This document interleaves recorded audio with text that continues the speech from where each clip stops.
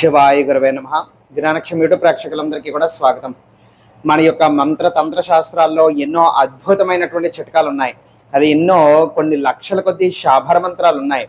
అయితే యంత్ర శాభర మంత్రాలైనా కూడా కొన్నిటికి మనం కాస్త సాధన చేస్తే కానీ అవి పని చెయ్యవు, లేకపోతే వాటిని దురుపయోగం చేస్తారు. కాబట్టి కొన్ని శపించబడినటువంటివి ఉన్నాయి. అయితే అలా కాకుండా ఇప్పుడు నేను మీకు ఈరోజు ఎవరైనా కూడా ఒక వ్యక్తి జ్వరంతో బాధపడుతున్నాడు అనుకోండి, వాళ్ళకి వెంటనే మీరు నివారణ చేయగలిగేటువంటి ఒక ప్రక్రియ చెప్పబోతున్నాను. ఒకవేళ మీ అంతటి మీకు అటువంటి సమస్య ఉన్నా కూడా మీరు ఇది చేసుకోవచ్చు. విపరీతమైన జ్వరం, హై ఫీవర్, వైరల్ ఫీవర్ ఉందనుకోండి, అప్పుడు మీరు ఏం చేస్తారు, ఒక తెల్లటి కాగితం తీసుకోండి. దాని మీద ఎలాంటి గీతలు లైన్స్ ఏమీ కూడా ఉండకూడదు. అర్థమైందా? ఈ విధంగా తెల్లటి కాగితం తీసుకుని దాని మీద ఒక నలుపు రంగు యొక్క ఇంకు వాడి, లేకపోతే నలుపు రంగు యొక్క పెన్ను వాడి ఇప్పుడు నేను చెప్పబోతున్నటువంటి మంత్రాన్ని దాని మీద రాయండి. తెలుగులోనైనా రాయొచ్చు, సంస్కృతంలోనైనా కూడా రాయొచ్చు. ఏ విధంగా రాసినా కూడా పర్వాలేదు, రాయండి. ఓం నమో భగవతే చండీ చండీ అముకస్య జ్వరస్య శర ప్రజ్వలిత్ పరసు పనియే పరశాయ ఫట్. మళ్ళీ చెప్తున్నాను. ఓం నమో భగవతే చండీ చండీ అముకస్య జ్వరస్య శర ప్రజ్వలిత పరసు పనియే పరశాయ ఫట్. అయితే అక్కడ అముకస్య అని ఉన్న చోట ఎవరైతే జ్వరంతో బాధపడుతున్నటువంటి ఆ వ్యక్తి ఉన్నారో ఆ వ్యక్తి పేరు చెప్పాలి. ఉదాహరణకి నేనే అనుకుందాము. అయితే చండీ చండీ అక్షయ్ జ్వరస్య శర ప్రజ్వలిత్ పరసు పనియే పరశాయ పట, ఆ విధంగా అనమాట. ఒకవేళ మీకే అంటే కనుక మీ యొక్క పేరే అక్కడ రాసుకోవాల్సి ఉంటుంది. అయితే ఈ విధంగా అక్కడ అమకస్య ఉన్న చోట వ్యక్తి పేరు రాయాలి. రాసిన తర్వాత ఇప్పుడు శుభ్రంగా ఒక చిన్న పేపర్ లాగా దాన్ని శుభ్రంగా మడిచేయండి. ఒక చాలా చిన్నగా తయారు చేసేసిన విధంగా దాన్ని ఫోల్డ్ చేసి మడిచేసి అప్పుడు దాన్ని చేతిలో పట్టుకొని ఇదే మంత్రాన్ని ఒక 27 సార్లు స్మరణం చేయండి. 27 సార్లు స్మరణం చేసిన తర్వాత ఇప్పుడు మీరు ఏం చేయాలంటే ఒక నలుపు గుడ్డ తీసుకుని ఆ యొక్క నలుపు గుడ్డలో ఈ కాగితం పెట్టి ఆ యొక్క నలుపు గుడ్డలో ఒక ఎర్రటి దారము వాడి దాన్ని కట్టేయాలి.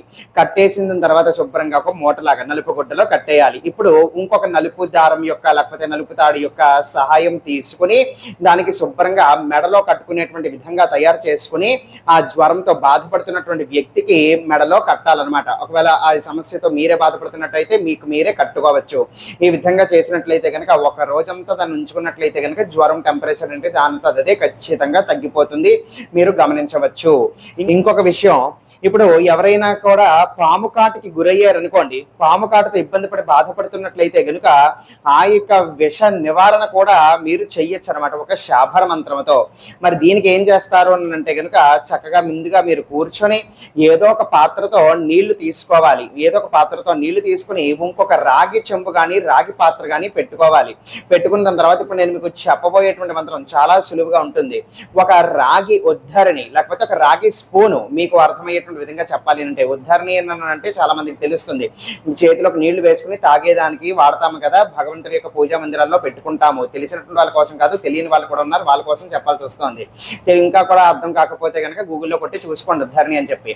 ఇప్పుడు ఏదైనా ఒక చెంబుతో ఒక నీళ్లు తీసుకుని ఆ రాగి ఉద్ధరణితోని ఒక చొక్క నీళ్లు తీసుకోవటం, నేను చెప్పినటువంటి మంత్రం జపం చేయటం, ఇంకొక ఖాళీ రాగి చెంబు కానీ రాగి పాత్ర కానీ పెట్టుకోమన్నాను కదా, అందులోకి నీళ్లు వేసేయండి. ఆ విధంగా 108 సార్లు చెయ్యాలి. చాలా సులువైనటువంటి మంత్రమే చెప్తున్నాను.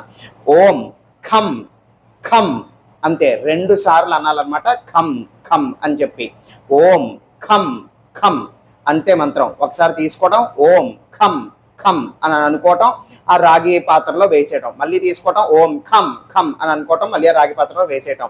అలా 108 సార్లు చెయ్యాలి. ఆ యొక్క రాగి చెంబులో వెయ్యాలి ఆ నీళ్లు. మీరు ఆ విధంగా జపం చేసి ఇప్పుడు ఆ రాగి పాత్రలోని నీళ్లు ఉన్నాయి కదా, ఆ యొక్క నీళ్లుని ఆ యొక్క సర్ప కాటుకి గురైనటువంటి బాధపడుతున్నటువంటి ఆ యొక్క వ్యక్తికి తాగించాలన్నమాట. అయితే సర్పం వలన ఏర్పడినటువంటి విషం కానీ ఇబ్బంది కానీ అనారోగ్యం కానీ ప్రాణాపాయ పరిస్థితి నుంచి కానీ అతనికి నివారణ ఉపశమనం అనేటువంటిది లభిస్తుంది అనమాట. ఈ విధంగా చేయగలిగినట్లయితే కనుక.